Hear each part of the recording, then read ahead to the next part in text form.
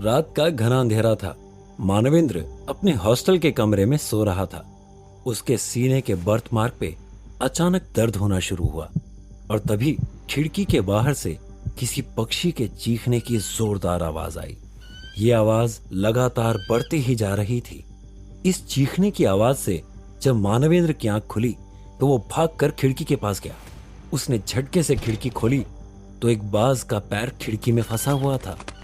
मानव ने बाज को छुड़ाने की कोशिश की, लेकिन उसके हाथ लगाने से पहले ही बाज खुद से छूट गया और अंधेरे में कहीं उड़ गया। मानवेंद्र खिड़की वापस बंद करने ही वाला था कि तभी उसे सामने गर्ल्स हॉस्टल की बिल्डिंग की छत पर कुछ चलता हुआ दिखा। पहल तो डर के मारे उसकी सिट्टी पिट्टी गुम हो गई थी। उसने मन ही मन हनुमान चालीसा बोलना शुरू कर दिया। भूत पिशाच निकट नहीं आवे महावीर। जब वो लाइन पूरी भी नहीं कर पाया था कि तभी वो शख्स को पहचान गया। उसके मुंह से निकला, मिताली, ये इतनी देर रात बिल्डिंग की छत पर क्या कर रही है? मानवेंद्र को समझते देर ना लगी कि ये लड़की सामने की गर्ल्स हॉस्टल में रहने वाली मिताली ही है और ये छत से कूदने की प्लानिंग कर रही है। मानवेंद्र जोर से चिल्लाया, मिताली, रुक जाओ मिताली, प्लीज ऐसा मत करो। लेकिन मानवेंद्र की आवाज मिताली तक नहीं पहुंच पाई। मानवेंद्र को कुछ समझ नहीं आ रहा था।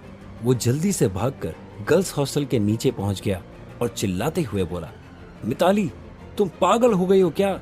मिताली ने एक नजर नीचे खड़े हुए मानवेंद्र पर डाली और कहा, मानव, तुम चले जाओ यहां से। मेरा सब कुछ खत्म हो चुका है। मैं अपने इन्हीं हाथों से अपने माँ बाप का सपना तोड़ चुकी हूं। मैं जीते जी उन्हें मुंह नहीं दिखा सकती। मानवेंद्र बोला, तुम पागल मत बनो मिताली, हर प्रॉब्लम का एक सॉल्यूशन होता है। तुम मुझे बताओ, हम मिलकर जरूर कोई रास्ता निकालेंगे। सुसाइड कोई सॉल्यूशन नहीं है। मिताली मानवेंद्र की बात को बीच में काटते हुए बोली, मुझे इस बार क्लास में 4th पोजीशन मिली है। मुझे स्कॉलरशिप नहीं मिली तो फीस ना भर पाने के कारण मेरी पढ़ाई छूट जाएगी। मानवेंद्र बोला, पहले तुम पीछे हटो, हम सब ठीक कर लेंगे। बस मैं 1 मिनट में छत पर आ रहा हूं। तुम प्लीज कुछ उटपटांग हरकत मत करना। इतना कहकर मानवेंद्र पूरी ताकत से छत की ओर भागा। अभी वो हॉस्टल की बिल्डिंग की सीढ़ियों की ओर जा ही रहा था कि उसने देखा कि मिताली छत से कूद चुकी है। मानव की समझ में कुछ नहीं आया और उसमें ना जाने कहां से ताकत आ गई। उसने आसमान की ओर छलांग लगाई और वो पंछी की तरह ऊपर उड़ने लगा और मिताली को उसने हवा में ही पकड़ लिया। अगले 5 से 10 सेकंड में क्या हुआ किसी को कुछ समझ में नहीं आया। जब मानवेंद्र ने मिताली को गोद से उतार के जमीन पर खड़ा किया तो मिताली घबराहट से पीछे हट गई और बोली, दिस इज इम्पॉसिबल। ये कैसे हो सकता है? तुम उड़ कैसे सकते हो? मानवेंद्र मिताली की बात पर भौचक्का था।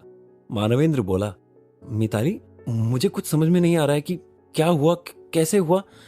मुझे लगा कि मुझे तुमको बचाना चाहिए और बाकी क्या हुआ, कैसे हुआ, मुझे खुद समझ में नहीं आ रहा। मिताली बोली, मानव, तुम हनुमान जी की तरह हवा में उड़ रहे थे। मानवेंद्र बोला, तुम प्लीज ये सब किसी को मत बताना, नहीं तो लोग मेरा मजाक उड़ाएंगे। मिताली बोली, और तुम मेरे सुसाइड के बारे में किसी को नहीं बताओगे ना? मानवेंद्र बोला, तुम पागल हो, ये सब कोई बताने वाली बात थोड़ी है।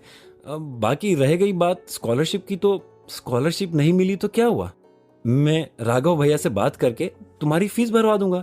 फिर मुस्कुराते हुए बोला, और जब तुम खूब अमीर हो जाओगी तो पैसे वापस कर देना।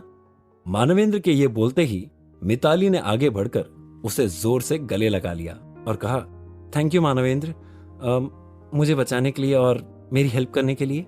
अच्छा, अब जल्दी से अपने हॉस्टल में जाओ, नहीं तो गार्ड भैया जग गए तो तुम पर फाइन लग जाएगा।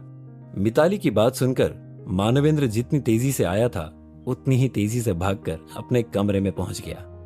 मानवेंद्र को मिताली की जान बचाने की खुशी इतनी ज्यादा थी कि उसे नींद ही नहीं आ रही थी।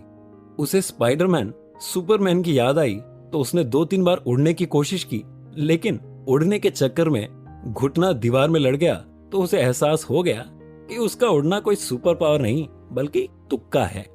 जब अचानक उसके सीने के बर्थमार्क में वापस जोर का दर्द उठा तो वो चुपचाप बेड पर आकर लेट गया। फिर अचानक उसका मोबाइल बजने लगा। इतनी देर रात किसी के फोन की उम्मीद उसे नहीं थी। उसने जल्दी से फोन उठाया तो देखा कि कॉल मुरारी चाचा की थी। फोन उठाते ही मुरारी चाचा बोले, बेटा, बनवारी के आदमी गुंडागर्दी पर उतारू हैं। इस बार पूरे भौकाल के साथ 3 जेसीबी मशीन, ट्रक और बहुत सारे आदमियों को लेकर जमीन पर कब्जा करने आए हैं। अगर सुबह होने तक तुम और राघव आ गए तो ही गुरुजी की समाधि और तुम लोगों का घर बच पाएगा। मैंने राघव को फोन कर दिया है, लेकिन तुम भी रहोगे तो सही रहेगा। मानवेंद्र ने चाचा का शुक्रिया अदा किया और समझाया कि वो जल्दी से जल्दी गांव पहुंच जाएगा। मानवेंद्र के हॉस्टल और गांव की दूरी आधे घंटे की थी। उसने अपनी साइकिल उठाई और गार्ड को 100 का नोट देकर हॉस्टल का गेट खुलवा लिया और गांव की ओर निकल गया। मानवेंद्र इतनी तेजी से साइकिल चला रहा था कि उसने रास्ते में आने वाले बाइक और कार को भी पीछे छोड़ दिया। मानवेंद्र के गुरुजी महंत निरंजन का अयोध्या में बहुत बड़ा और पुराना घर है। महंत ने लोगों को बहुत सारी जमीन रहने के लिए और मंदिर के लिए दी थी, जहां एक पूरा गांव बस चुका था। महंत जी का उस इलाके में बहुत प्रभाव था। मानवेंद्र और राघवेंद्र भी उसी गांव के थे और निरंजन गुरु के शिष्य भी थे। इन्हीं गुरुजी से दोनों ने युद्ध कलाएं, योग और ध्यान का ज्ञान भी पाया था। सालों से चल रहे मंदिर मस्जिद के विवाद के फैसले के बाद सरकार ने चौतरफा विकास करना शुरू कर दिया था। जगह जगह से बाईपास हाईवे गुजरने लगे। अयोध्या के आसपास के जमीन की कीमत अचानक ही बढ़ने लगी। जहां कुछ लोगों को खुशी थी कि रामलला आ रहे हैं, वहीं कुछ ठेकेदार और दबंगों के लिए ये पैसे छापने के मौके के रूप में सामने आया। उन्होंने अधिकारियों को रिश्वत, जान का डर दिखाकर सरकार के विकास की योजनाएं पता कर लीं और रास्ते में पड़ने वाली सारी जमीन पर कब्जा करना शुरू कर दिया। मानवेंद्र जब गांव पहुंचा तो उसने देखा कि मुरारी चाचा और बनवारी आपस में बहस कर रहे हैं। बनवारी चिल्लाते हुए बोला, अरे बुढ़ाओ, काहे बुढ़ापे में जवान बन रहे हो? कहीं लग लगा गई तो बिस्तर पकड़ लोगे। मुरारी चाचा चिल्लाते हुए बोले, बनवारी, ये तुम ठीक नहीं कर रहे हो। ये जगह मंदिर की तरह पवित्र है। यहाँ महंत जी की समाधि है और तुम इसे तोड़ना चाहते हो। तुम्हें तनिक भी अंदाजा है